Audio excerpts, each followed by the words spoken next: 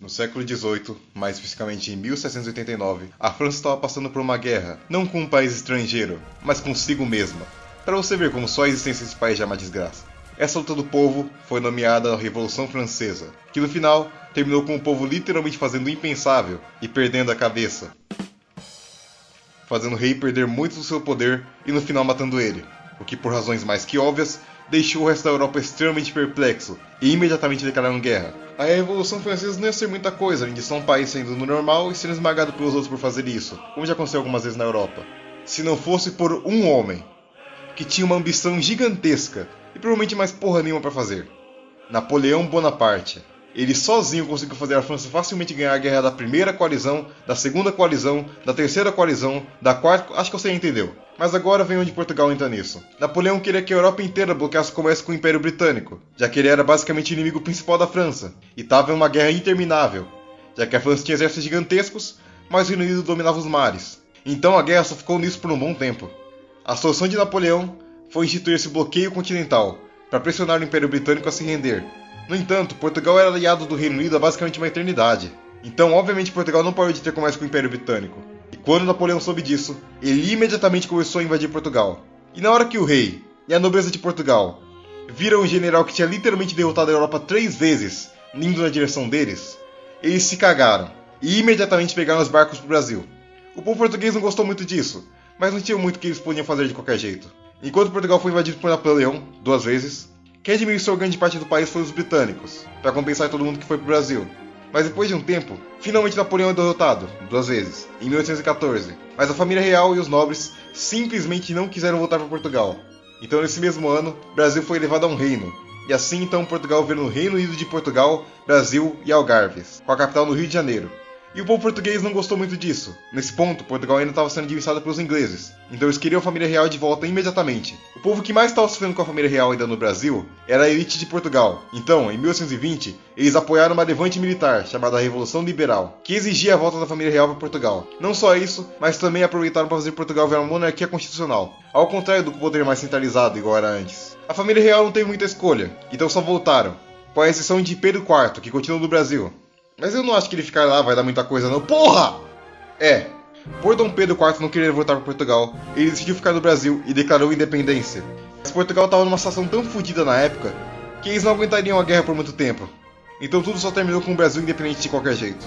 Então, resumidamente, nesses últimos 100 anos, Portugal sofreu de um terremoto gigantesco que destruiu a capital, um golpe de estado, e ainda por cima perdeu 80% do território e dos recursos, do dia para a noite. Mas não se preocupa, só vai piorar. Voltando, depois de um tempo, Pedro IV voltou para Portugal, mas deixou seu filho no Brasil. Mas ele morreu depois de um tempo, e mais alguns outros reis passaram.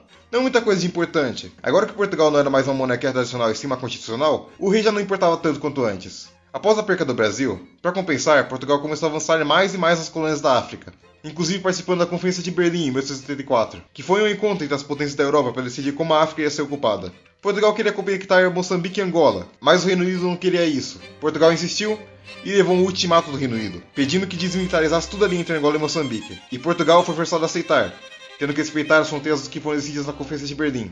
Tudo isso deixou o povo um pouco bravo. Afinal, isso mesmo não tendo muita escolha, foi uma demonstração gigantesca de fraqueza de Portugal. E obviamente, isso aumentou muito o descontentamento com o governo, e isso iria instabilizar o governo ainda mais com o tempo. O suporte da República foi cada vez mais aumentando.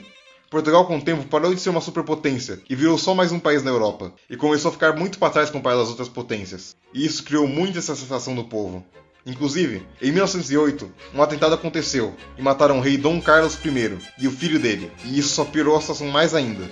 Então, em 1910, aconteceu uma revolução liderada pelo Partido Republicano Português, e proclamaram a República Portuguesa.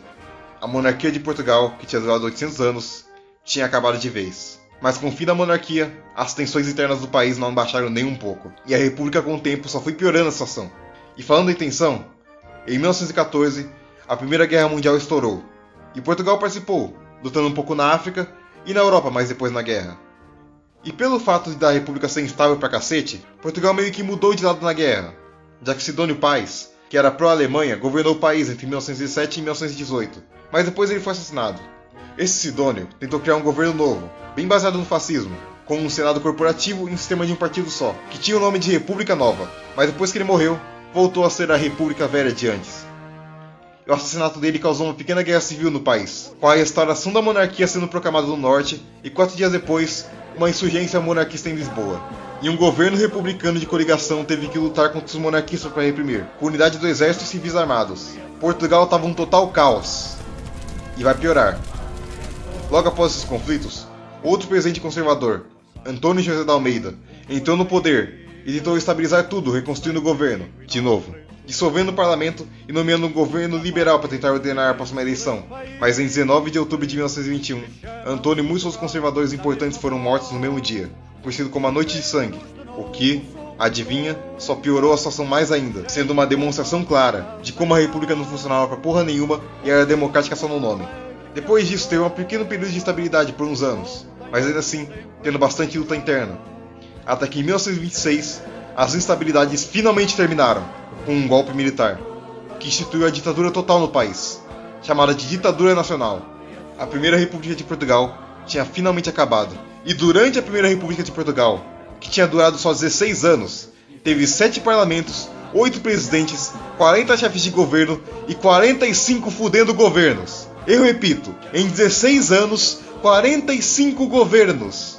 Depois da primeira ditadura militar, liderada por Oscar Carmona, um certo homem assumiu a liderança do país, um que realmente colocaria estabilidade em Portugal de uma vez por todas.